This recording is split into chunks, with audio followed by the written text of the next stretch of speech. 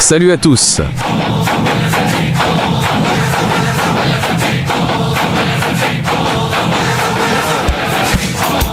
Après avoir eu la tête dans les étoiles avec la mission Juice dimanche dernier, ce soir on fait un immense saut en arrière.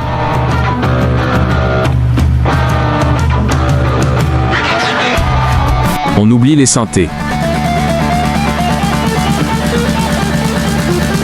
On retourne au début des années 90 dans le Devon.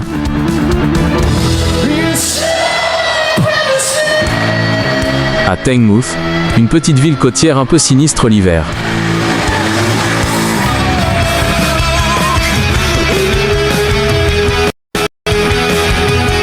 On va voir comment trois gamins qui jouaient dans des groupes rivaux ont fini par s'unir pour créer l'un des plus grands power trios de l'histoire du rock.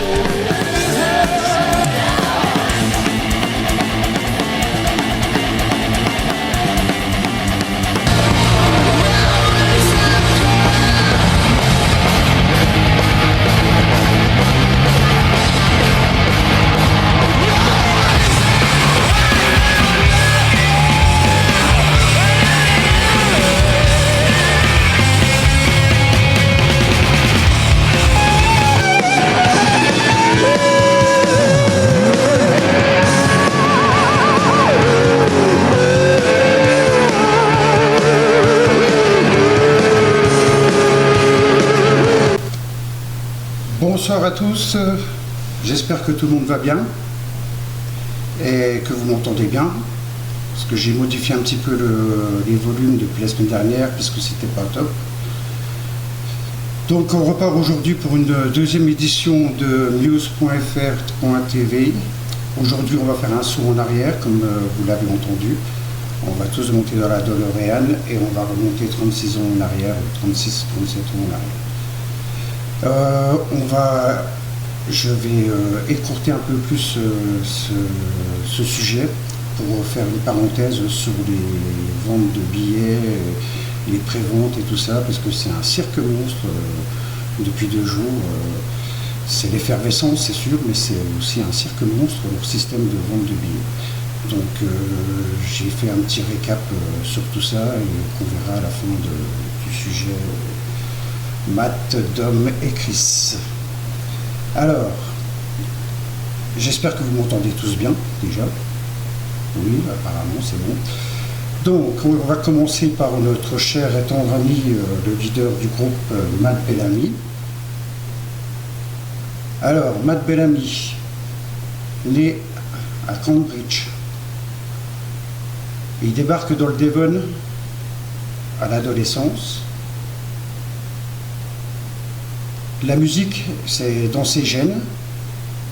Son père, George Bellamy, était le guitariste des Tornados, un groupe britannique qui a été numéro 1 aux USA avec le titre spatial, comme par hasard, Telstar. Voilà, donc il avait ça un peu dans les gènes, la musique. Il est passé au piano de bonheur, au piano classique, bien sûr. À 6 ans, il intègre le conservatoire de musique. On va mettre un petit passage de Matt.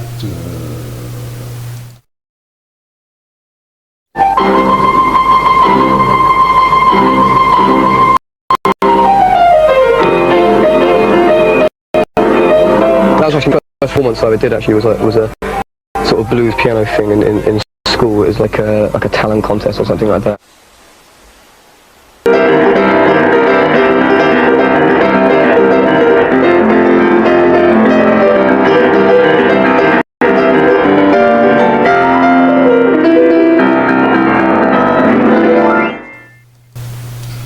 Donc on vient de voir à 12 ans et un peu plus tard, donc ça c'est une vidéo qui est sur YouTube, qui est là depuis un bout de temps, beaucoup la connaissent, mais l'émission est faite aussi pour les nouveaux fans qui arrivent dans le monde de Muse.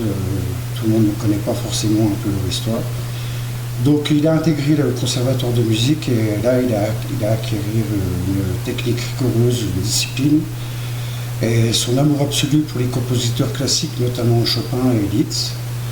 Cette formation académique elle, va formater son cerveau. Même lorsqu'il passera au rock, il gardera toujours cette structure harmonique classique, ce jeu de piano virtuose. Alors, je lis le premier groupe anglais de l'histoire, voilà, je lis un peu les messages en même temps. Le premier groupe anglais de l'histoire va atteindre la première aux charts américains pour les Tornados. Ouais, ben c'est ce que j'ai dit, ils ont été numéro 1. J'ai pas précisé aux charts. Ouais. Donc, on reprend. Donc, il a déménagé, comme on disait, dans le Devon, à Tecklenburg, plus exactement. Donc une bascule sombre, à 13 ans sa vie vole en éclats, ses parents divorcent dans un climat très lourd. Matt racontera plus tard qu'il entendait des bruits étranges chez lui, qu'il jouait avec une planche Ouija. Il était vivre chez sa grand-mère, Fauché. Il s'éloignait un peu du cadre rigide du conservatoire et se mure dans la solitude. Et à 14 ans, pour exorciser ce traumatisme, il transporte son génie classique sur une guitare. Il apprend tout à l'oreille, mêlant ses acquis du conservatoire à la rage du mouvement grunge, comme Nirvana. La musique devient sa seule bouée de sauvetage finalement. Alors, je reprécise à Nia et Tim, vous pouvez normalement vous exprimer verbalement sur le live. Donc, je ne sais pas si ça fonctionne, parce qu'on n'a jamais fait l'essai. Donc voilà pour ce qui est pour Matt Bellamy.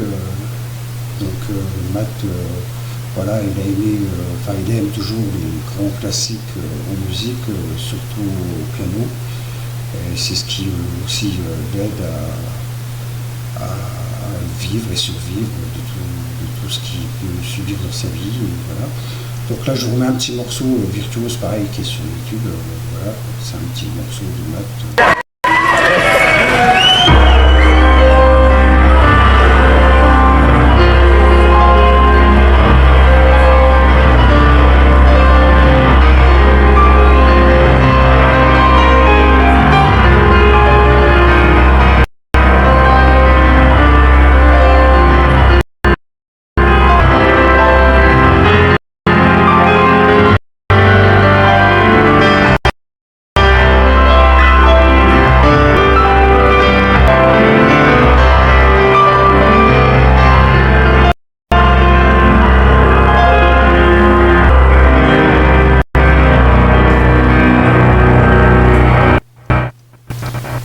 Donc voilà, c'était un petit morceau lors d'un concert.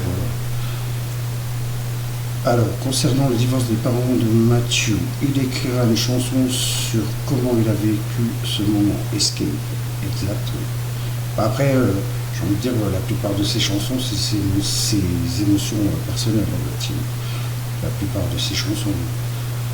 Et surtout au début, quoi. Surtout au début. Donc, on va passer à Dominic Howard, le binôme de monsieur Matthew Bellamy, belle Dom, comme on pourrait dire, pour certains. C'est un duo assez rigolo tous les deux. Je pense qu'il y a une complicité qui est immense. Quoique les derniers temps, ils se sont fâchés. Vous avez vu dans l'interview de Matt, visiblement pour le dernier album, il y a eu des tensions. Voilà. Donc, Dom, né le 7 décembre 1977. Alors, excusez-moi un petit instant, je mets à jour mon truc. Dom est né dans le Grand Manchester et déménage à Teignmouth à 8 ans chez lui. Personne n'est musicien, la musique n'est pas innée. Voilà. Donc, c'est un déclic de lui-même. À l'âge de 11 ans, un événement scolaire change sa vie. Un groupe de jazz de passage vient jouer dans son collège. Dom, il est hypnotisé par ce groupe, essentiellement par le batteur, qui a une puissance et un rythme contrôle de la scène. C'est une révélation chez lui. Il harcèle ses parents jusqu'à obtenir son tout premier kit de batterie d'occasion. Pour Dom, la musique, ça devient un exécutoire physique, une affaire d'énergie pure. Alors, pourquoi JL ne lit que les commentaires de Tim? Alors, tu vois, je vais dire le tien, mon dame.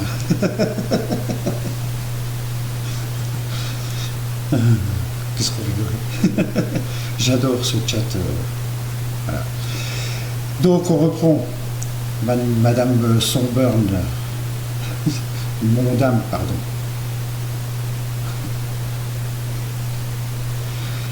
Tu vois, tu me distrais. Alors, on passe à notre cher Chris.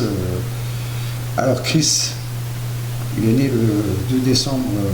Alors, c'est Dom le plus vieux d'un an.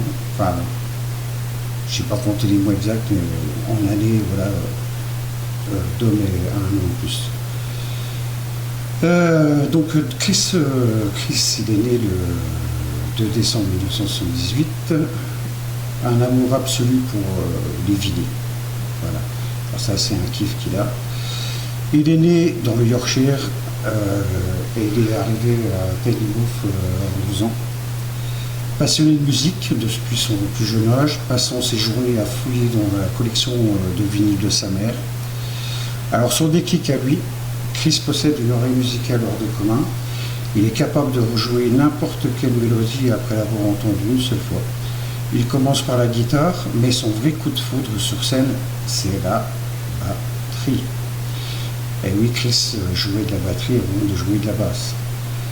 Il devient un batteur lourd, puissant, ultra technique, très influencé par des groupes comme Nirvana, les Rage Against the Machine.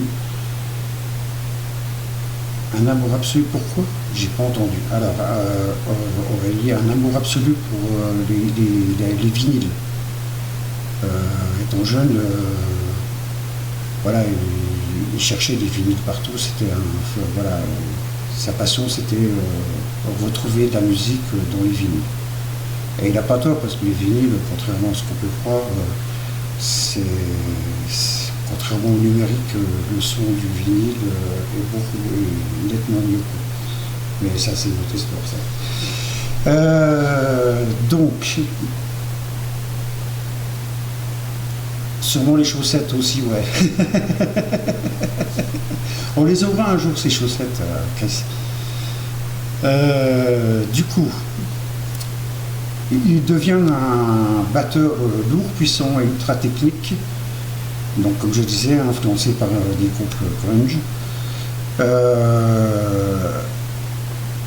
Et du coup, dans le groupe où il était, c'était le meilleur batteur du coin. Donc voilà, il a impressionné tout le monde à la batterie. Chris est un grand fan. Alors Tim, je relis les messages de Tim, c'est pas pour discriminer tout le monde, mais Tim il connaît mieux Muse que Muse. Donc forcément je relis ses messages, et comme il dit, Chris est un grand fan des Beach Boys. Ce qui n'est pas surprenant d'ailleurs. Non, il n'y a pas de string rouge, ça, on verra ça ultérieurement et hors caméra. Donc du coup, à Teignmouth, il n'y a rien à faire pour les jeunes. Là. La seule issue, pour ne pas s'ennuyer, c'est de monter les groupes des formations de rivales qui s'affrontent au lycée. Alors il y a deux camps au moment-là, parce que en fait ils ne se connaissaient pas tous les trois à la base. Alors Dom avait déjà un groupe qui s'appelait, Dom était dans un groupe qui s'appelait Carnage Mayhem. Alors je ne sais pas si je le prononce bien, mais je suis pas anglais, donc Carnage Mayhem. Matt, lui, c'était peut-être de ce qu'il a suivi, enfin, peut-être qu'il a mal vécu le divorce de ses parents, tout ça, enfin, c'est très introverti, très timide, mais il tournait autour de ce groupe-là. Donc il les observait, il était assez impressionné par Carnage Mayhem, où Dom était batteur dans ce groupe. Et un jour, le guitariste de Carnage Mayhem a claqué la porte, et comme Matt voilà, il tourne autour du groupe. Dom lui propose une audition et puis bah, là ça l'a fait quoi. Voilà, Dom a été impressionné par Matt et de là ils ont changé carrément le nom du groupe qui est devenu Gothic Plague. Alors j'ai une petite photo. Voilà, une petite photo. C'est alors Gothic Plague, c'était le nom du premier groupe quand Dom et Matt se sont rencontrés. Fix Penalty, c'était le groupe où c'est que Chris était batteur. Puis après, bah, vous connaissez la suite, pardon, Rocket Baby Doll et News. Donc, voilà, ils ont formé le Gothic Plague avec Dom et Matt. Et il y avait donc ce fameux groupe à Chris, Fixed Penalty, qui jouait aussi de leur côté. Et donc dans les lycées, bah, c'était des battles entre groupes, musiques de rock, musicaux, punk, grunge, voilà. Enfin, c'était pas ça, punk grunge, c'était surtout le style où c'est que Chris jouait. Et d'ailleurs, il était considéré comme un peu comme le boss dans le lycée en tant que batteur. Et, voilà, il avait une puissance énorme à la batterie. Mais Dom et Matt, ils n'avaient aucun lien avec lui au moment là. Alors de là, il y a eu les battles. Et en février 94, si je ne me trompe pas, je regarde si Tim me suit, parce que je sais qu'il va me corriger si je dis des erreurs. Donc en février 94, un tremplin rock géant est organisé au centre de Tenerife. Et donc les Gothic Plague contre Fixed Penalty. Et, mais quand Dom et Matt voient Fixed Penalty sur scène, là ils se disent il faut qu'on puisse avoir ce batteur, enfin en parlant de Chris, il faut qu'on puisse l'avoir dans notre groupe. Mais le problème c'est que Dom il est déjà batteur. Donc du coup ils ont réussi à convaincre Chris de rentrer dans le groupe avec eux. Le nom d'avant News pour le Battle of the Band of the titre d'un traité japonais. Ceci n'est pas une blague. C'est quoi le nom? Le nom d'avant News pour Battle of the Band. Le nom c'était Battle of the Band, c'est ça?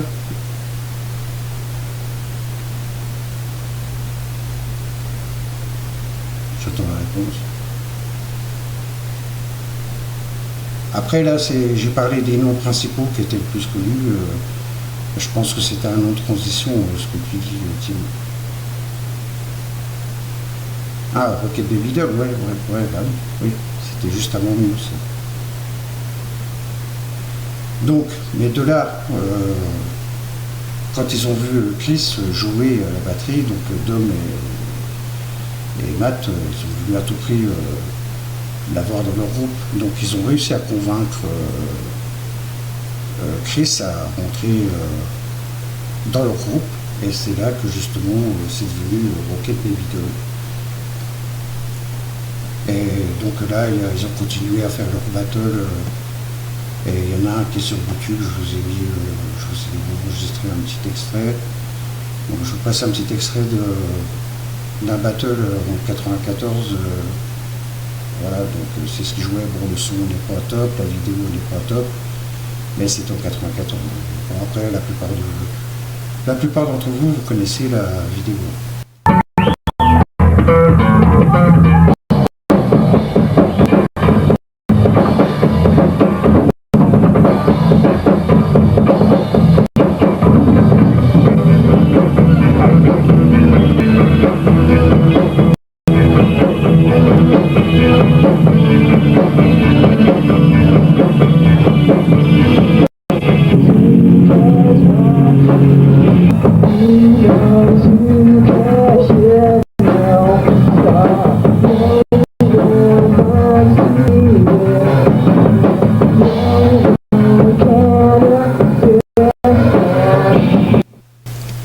Alors Tim nous précise la date, le 26 novembre 94 pour cette vidéo.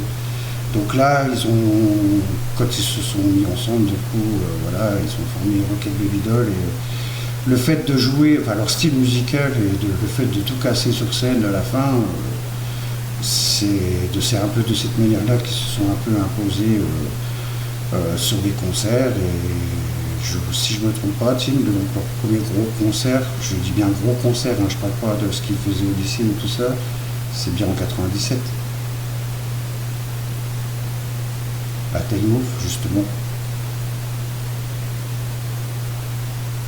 Donc Tim va nous répondre dans 2 minutes. Je comprends pas pourquoi vous ne pouvez pas parler, enfin je ne sais pas si vous pouvez le faire. Normalement j'avais programmé pour que vous puissiez intervenir par voix.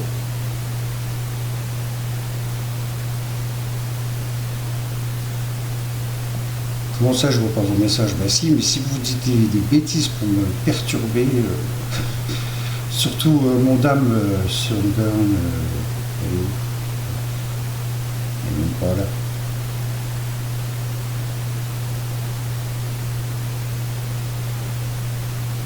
Tu m'entends de très loin, je monte un peu le son, là c'est mieux.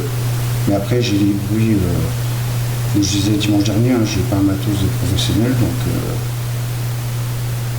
mais je vais investir dans un micro. Moi je dis plus rien, oui, mais je dis plus rien.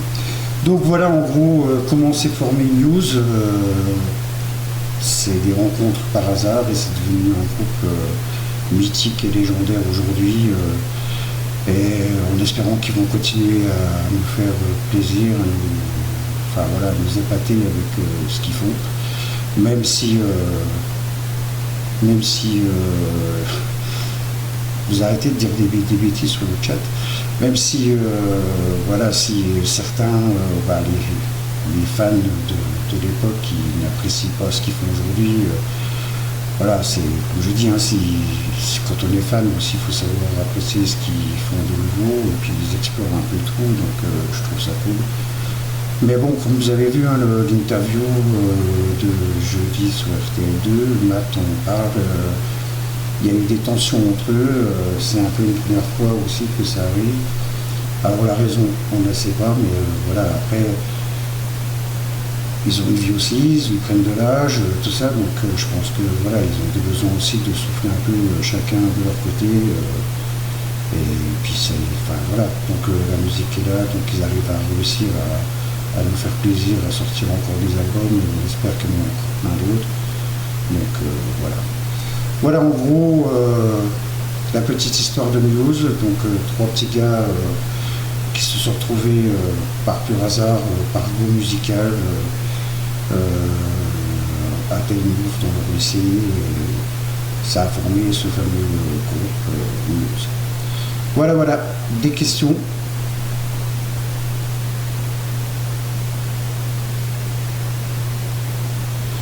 Il y en a qui n'arrivent pas à se connecter avec le lien, oui.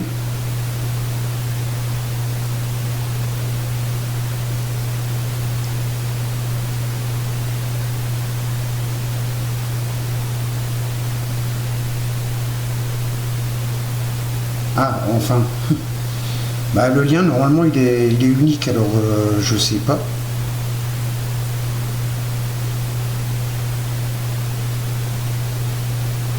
Je sais pas, c'est un peu étrange.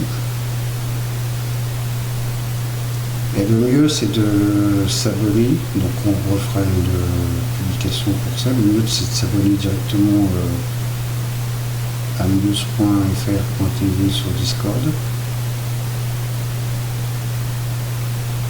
Merci Tim. Ah, ça fait plaisir, rien à dire concernant. Bon, en même temps, je ne rentrerai pas dans le détail parce que quelques personnes le savent. Je vous raconte juste une anecdote, quelques secondes. Après, ne posez pas de questions parce que je ne rentrerai pas dans les détails. Pendant le Covid, j'ai eu l'occasion, et par pur hasard, de parler avec un Anglais. C'était suite à... En fait, il a corrigé un petit détail dans un commentaire que j'avais fait sur une page Facebook d'une Anglaise qui est fan de News aussi. Et ça parlait justement un peu de leur rencontre et tout ça, leur début et tout ça. Et cette personne-là, ce fameux anglais, il m'a interpellé donc, sur ce commentaire en corrigeant juste un tout petit détail. De là, on est venu à parler en privé avec cette personne-là. Et en parlant, en sympathisant, c'était très sympa cette conversation. Il m'a un peu raconté l'histoire du début de News et aussi, au bout de quelques minutes, il m'a dit, en fait, Matt, je le connais bien, j'étais son voisin étant petit à Télébourg. Voilà. Donc ils se connaissaient, donc j'ai parlé avec on va dire un copain d'enfance, je pense pas qu'il soit en contact avec, mais voilà, avec un copain d'enfance anglais qui était voisin avec Matt.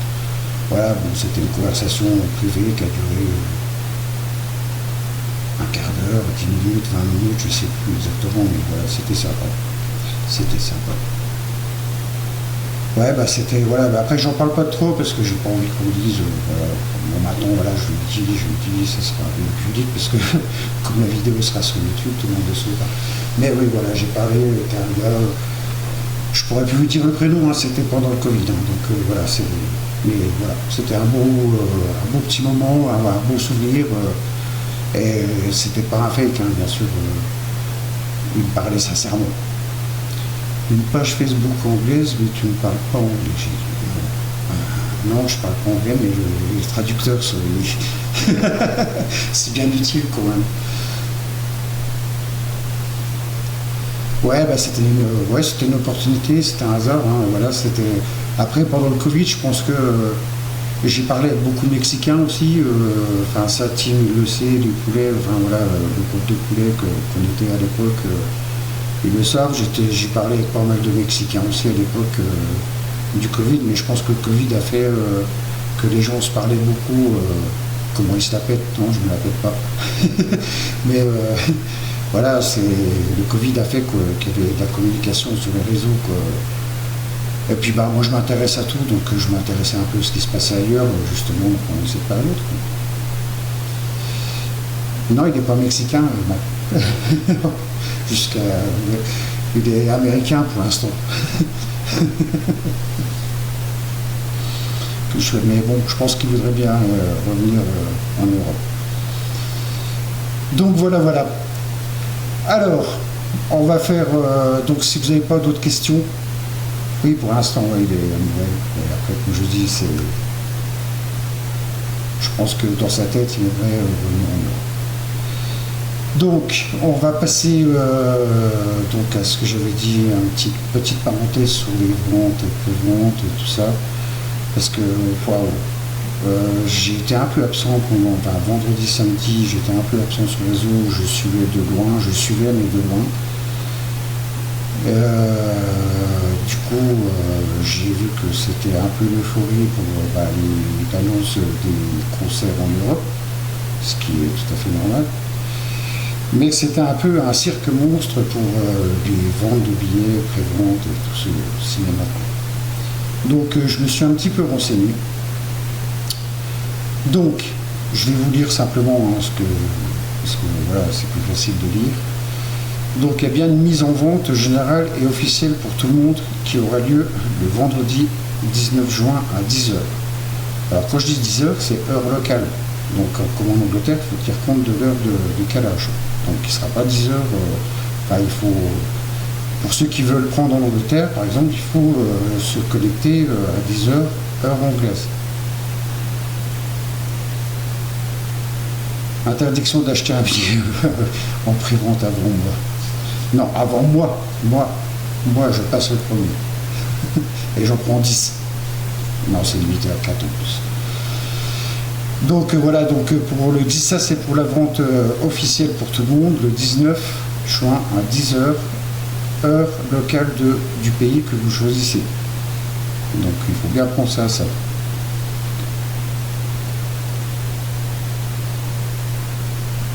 Je crois que c'est Fabienne, c'est limité à 4, je crois. Donc,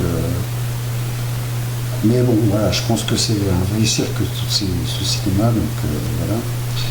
Donc les dates que je donne proviennent directement des serveurs de billetterie officiels Ticketmaster, Live Nation et des salles comme à la Défense, de Paris, enfin Arena, ou le Co-op à Manchester. Oui, c'est 4 max. Alors, je lis un peu les commentaires en même temps. Je précise que notre page sur Facebook ne s'occupe pas de revendre des billets venus avec News France. Ils seront mieux de vous guider. Bah après, là, je fais, de toute façon, Team 6 ce soir, après l'émission, je vais faire un récap de tout ce que je dis là. Donc, tout le monde sera au courant comment ça se passe. Donc je disais ça vient des billetteries officielles, Ticketmaster, Live Nation, comme je disais, mis en place spécialement pour la tournée de The Eurosignal Europa Tour. Alors, ce qu'il faut, alors donc comme on disait, il y a la limite de vente de billets. Je reviens avant sur les préventes, parce que je vais passer un peu. Donc, les préventes. Le mercredi 17 juin à 10h. Alors, attendez, je lis un peu vos messages. Pour la France, oui, Fabienne, si tu choisis une date à Montpellier ou Paris, c'est à 10h en France.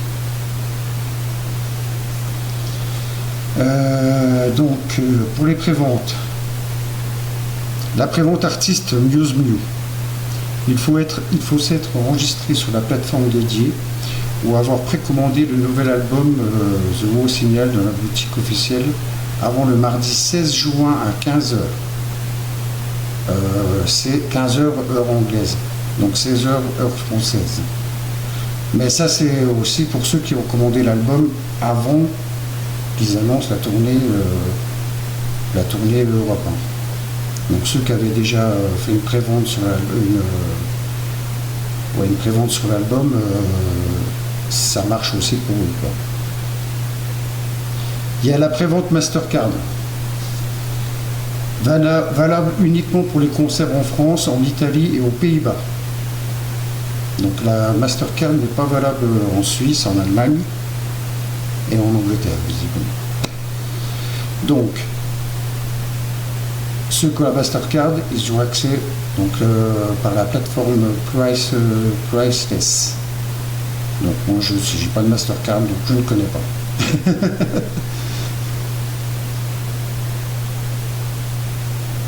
Arrêtez de donner des indices pour la prévente. Non, il ne faut pas. Bref, si, il faut en donner des indices.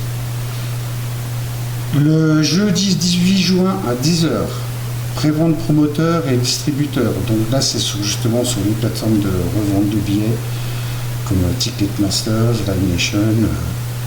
Donc eux, c'est à partir du 18 juin. Et donc, comme je vous disais, à partir du 19 juin, c'est la vente officielle générale pour tout le monde.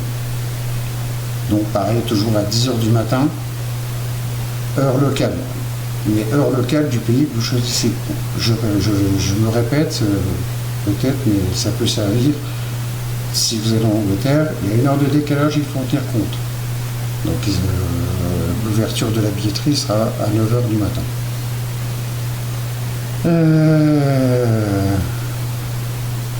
Alors, comme on disait, il y a la limite des billets 4 par personne. La correspondance des emails. Pour la prévente artiste, l'adresse email utilisée pour s'inscrire ou précommander l'album doit être exactement la même que celle du compte Ticketmaster qui servira à acheter le billet. Donc ça me paraît un peu logique. Après, il faut faire attention au piège des e-tickets pour cette tournée. Les billets seront exclusivement des e-tickets, M-tickets sécurisés. Les acheteurs ne recevront qu'une contre-marque au moment de l'achat, mais le vrai QR code il arrivera donc quelques jours avant la date du concert. Donc faut bien vérifier ça, bien surveiller tout ça, que le billet arrive une dizaine de jours avant la date du concert que vous avez. Alors je lis un petit peu les messages de la communauté.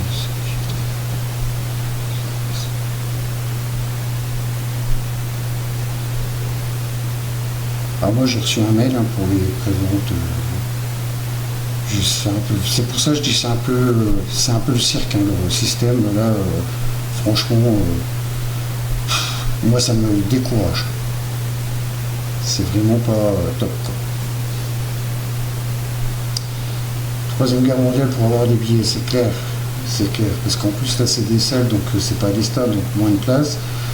Donc ça va être une vraie folie. Le salle de la route, il va arriver très très vite quoi. C'est surtout le problème quand on a une PC6. Alors j'ai une petite info parce que personne ne sait les tarifs. J'ai une petite info, mais là c'est une info que j'ai eue aujourd'hui. Pour les tarifs, visiblement en Suisse, ça serait dans les 120 € en fosse.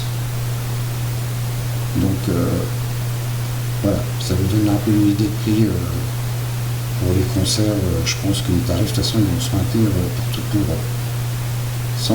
120 balles la fosse pour la Suisse. Donc c'est pas donné, mais après j'en avais parlé l'autre fois. Aux États-Unis ils ont un peu des soucis pour vendre les billets parce que c'est hyper cher. Ouais, 300 € pour 2 places, c'est ce qu'il faut compter.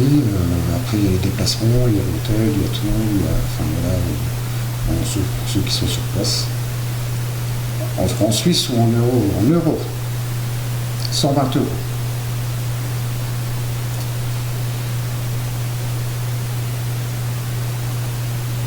Oui, bah oui, c'est des millions. Ouais.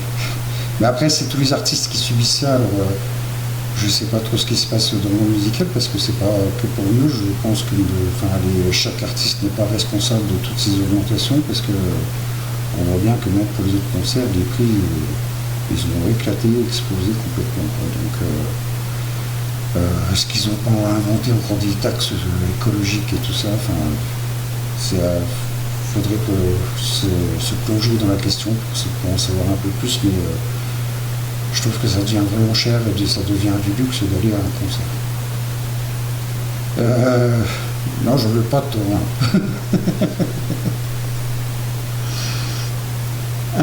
Alors, par contre, petit avertissement, parce que là, ça va être au moment, les arnaques, bien sûr. Là, les arnaques, ils vont en avoir plein pot. Des gens qui vont des soi-disant billets à vendre qui n'en ont pas, mais une fois encaissés, allez vous faire voir, et puis voilà, ils ont les sous. Donc pour les particuliers qui vendent des billets, net, ou alors passer par quelqu'un de confiance, mais vraiment de confiance.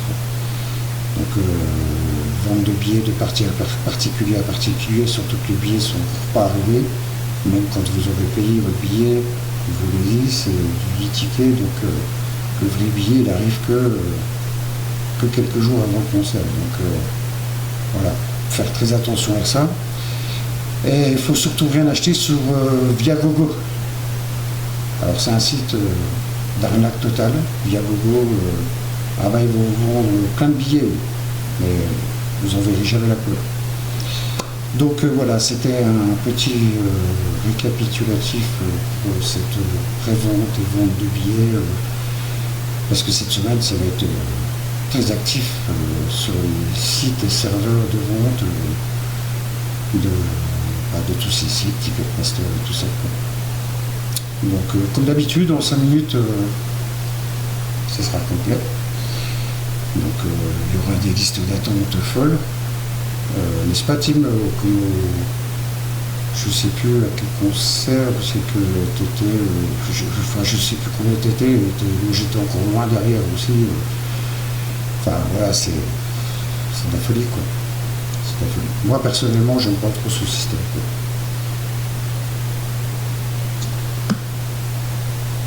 Les infos, oui, les infos bancaires, pour le site que je disais, là, via Google, là, ouais.